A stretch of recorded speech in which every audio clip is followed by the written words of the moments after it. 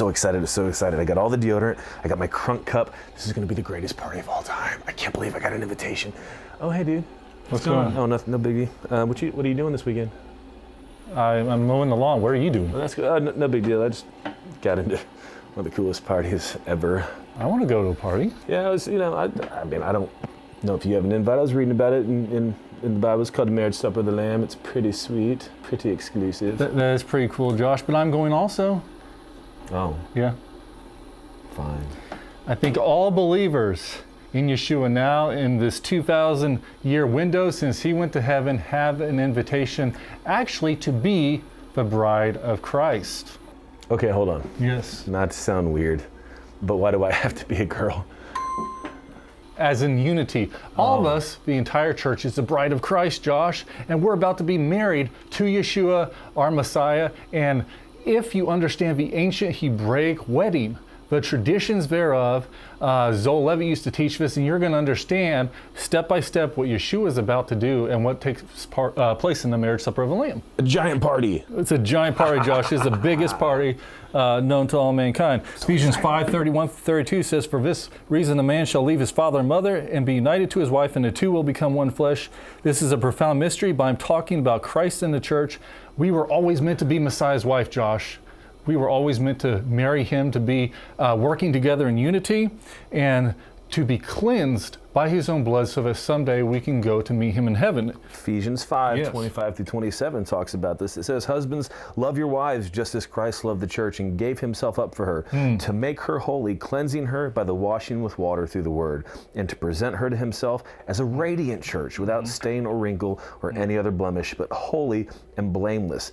That was the bride price. It was literally a business deal. The business deal was Yeshua came, and the price was his own life. He gave up his life. His blood was poured out on the cross so that we could be espoused to him, Josh. We drank from the silver cup at Passover.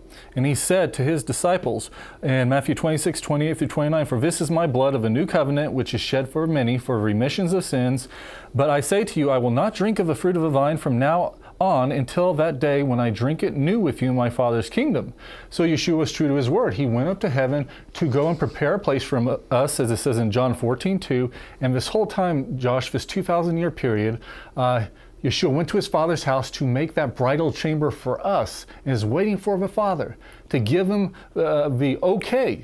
Now you go and you get your bride that is waiting on earth, and we're going to hear the trumpet sound, and we're going to meet Yeshua in the clouds. They're going to say, "Behold, the bridegroom comes," go out to meet him, and then we're going to, after the judgment seat of Messiah, go to meet him for this great feast. Think about some of the many reasons why people wait to get married nowadays, right? They're kids, and they're like, well, I have to have a good job. I have to be able to afford a nice house. I got to be able to do this. Yeshua's been preparing for 2,000 years. This is going to be the greatest shindig you've ever seen. It's going to be the best reception, the best wedding, the most amazing home. He has literally been planning every detail of this since he left the earth. Now, Zoe Levitt explained that after the bridegroom comes and collects the bride, that they go immediately to the bridal chamber and consummate the marriage. And then they go out and celebrate the wedding feast for 7 days. Now our act of consummation, he explained, is compared to the judgment seat of Messiah. We are refined by fire, we are purified, and then we go to celebrate this marriage supper of the Lamb. And instead of a 7-day wedding feast, we will feast for 7 years during the tribulation that is being poured out upon the earth.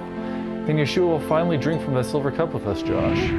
No longer are we the bride of Christ. We will be the wife of Messiah. We will hold that special position for eternity. And Revelations 19:7-9, Josh. Says, "Let's rejoice and be exceedingly glad. Yes. Let's give the glory to him. For the wedding of the Lamb has come, and his wife has made herself ready. It was given to her that she would array herself in bright, pure, fine linen, for the fine linen is the righteous acts of the saints. He said to me, write, Blessed are those who are invited to the wedding supper of the Lamb. He said to me, these are true words of God." Now we know that we are marrying Yeshua. There's going to be plenty of us as one bride, as one wife, but there's also going to be guests at this wedding supper. Zola taught about this as well. We see the parable of a man who invites people to the wedding of his son, and no one wants to come. He goes into the highways and byways, he picks the destitute and the poor and says, come to my wedding feast. They come, these people who come to a wedding feast, they are the saints of old, they are the Moseses, they are the Davids, and it's kind of interesting, Josh, that the 2,000-year period where we receive Yeshua in our hearts, we are the only ones that get to marry Messiah. We only hold that special position for all eternity. There's going to be an innumerable amount of people throughout the ages that don't hold that position as being able to co-rule with him as basically the wife, the queen, whatever you want to say. And that's pretty awesome. That makes us feel special, doesn't it? That is amazing, because if you think about it, that's a very small window of time for Yes. just an exclusive group of people. And that means you who are watching, you were That's right. chosen.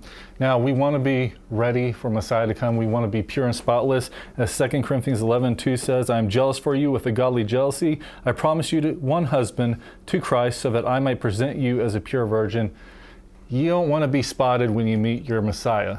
You don't want to meet your husband at the end of the aisle and say, oh, guess what? There was this other guy. That's another God, another idol you had in your life. We want to be pure and holy before him. So join us next time. So glad that consummation doesn't involve fire anymore. That seems wicked painful. That wasn't in the Old Testament. That's just the judgment.